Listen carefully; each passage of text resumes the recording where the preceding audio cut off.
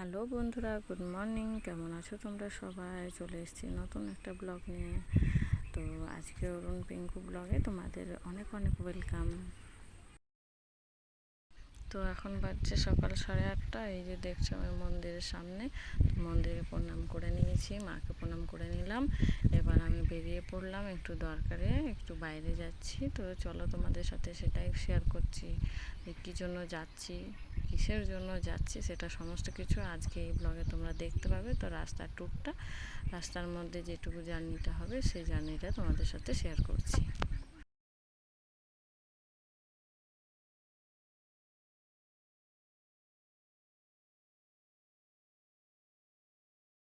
তো চলো বন্ধুরা, এবার স্টেশনে উঠে পড়েছি।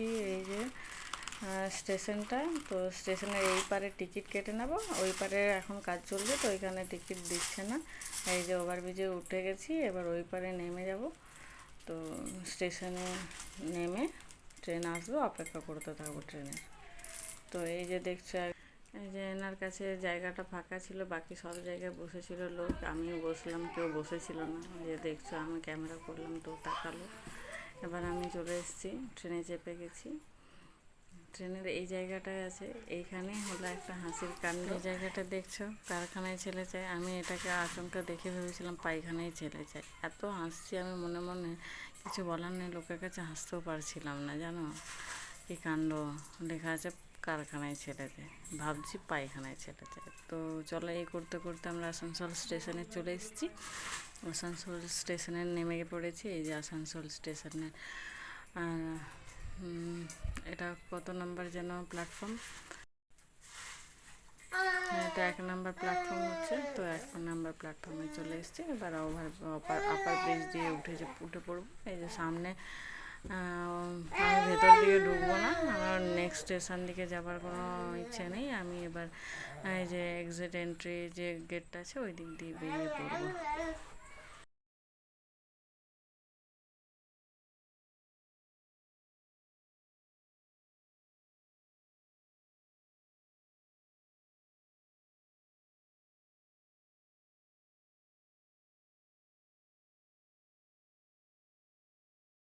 তো এবার উপর দিকটাতে উঠে সামনে ব্যাগ ঘুরে নিচের দিকে ডোয়ার দিকে নেমে যাব।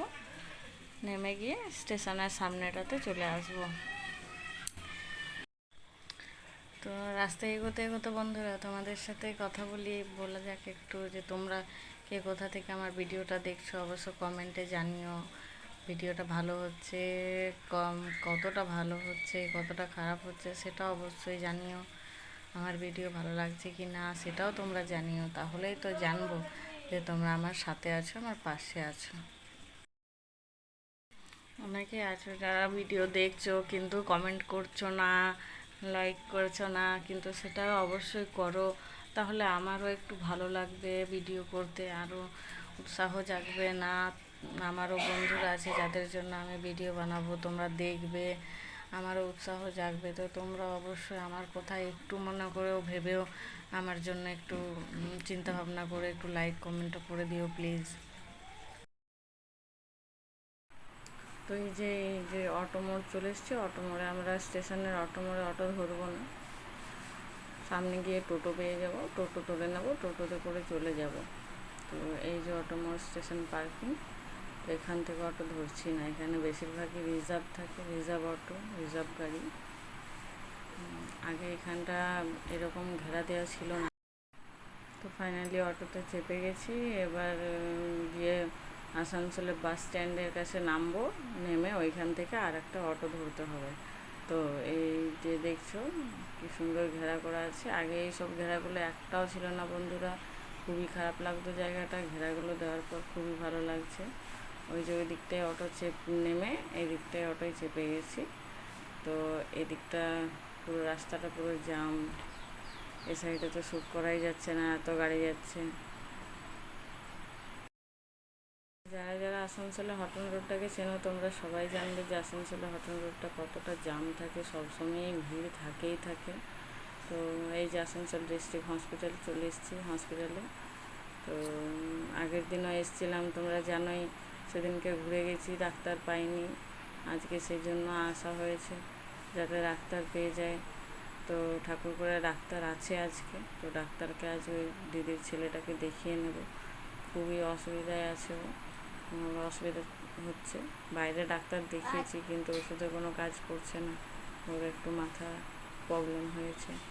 তো সেই জন্য ডিস্ট্রিক্ট হসপিটালে অনেকে বললো, আর আমি আগেও একটা দিদিকে দেখিয়েছি, সঙ্গে যে এসেছিলো ওই দিদিটা, আর আমার নিজের একটা দিদি হচ্ছে, সেই দিদিকেও দেখিয়েছি। তো এখানে দেখি আপাতত ভালো আছে। আর দেখছো লাইনের ভিড় ওষুধের জন্য, ডাক্তার দেখালাম কোনো রকম করে, প্রচুর ভিড়ের মধ্যে লাইন দিয়েও দেখানো হলো কমপ্লিট। আর এবার ভিড়ে ওষুধের ভিড়, বাবা রে বাবা, কি বলবো আর তোমাদেরকে।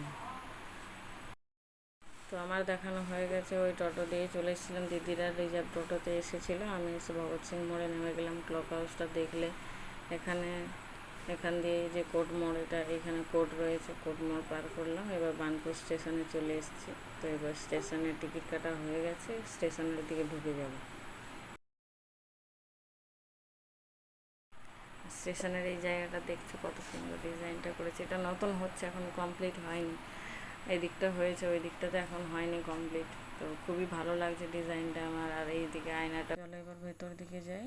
এই যে চলে এলাম, দেখছি ট্রেনটা যাচ্ছে, এখন 2:10 বাজে, 2:45 নাগাদ এই ট্রেনটা চলে আসবে, ঘুরে আসবে আসানসোল থেকে ঘুরে এই ট্রেনটা। তো এই ট্রেনটাতেই চলে আসবো। ট্রেনটা চলেও এসছে, ট্রেনটা অনেকটা আগে টেনে দিল, আমরা পেছনের দিকটাতে ছিলাম, তো অনেকটাই আগে টেনে দিল, পেছনে অনেক লোকগুলো এলো, আমরা মধ্যে দাঁড়িয়েছিলাম। এই যে দেখছো ট্রেনে আমি চেপে গেছি, আর ওই যে লোকটা আমাকে তাকাচ্ছে, অনেকক্ষণ ধরে ভিডিও করছি, তো অনেকে এরকমভাবে তাকাতে থাকে, খুবই অকওয়ার্ড লাগে, কী করবো, তাও করতে হয়। এই যে মধুকুণ্ডা স্টেশনে চলে এসেছি।